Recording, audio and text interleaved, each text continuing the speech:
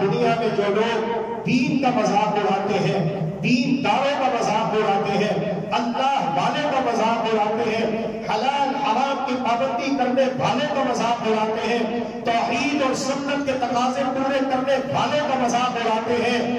اپنے کپڑے کو، شلوار کو، پینٹ پجامے پتلون کو تختے سے اوپر رکھنے والے کا مذاق اڑاتے ہیں، اپنے چہرے پر داڑھی سنت رسول سجانے والے کا مذاق اڑاتے ہیں،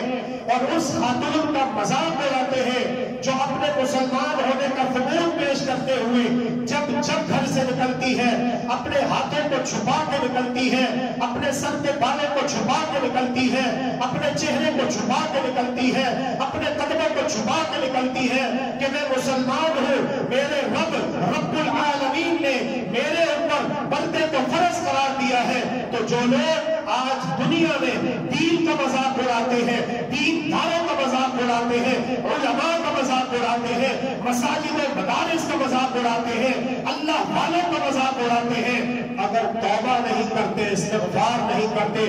قیامت کے دن شرمندہ اور پشیمان ہوں گے، لیکن اس دن کی شرمندگی ان کے کچھ کام نہیں آئے گی۔ استغفر اللہ و اتوب الیہ۔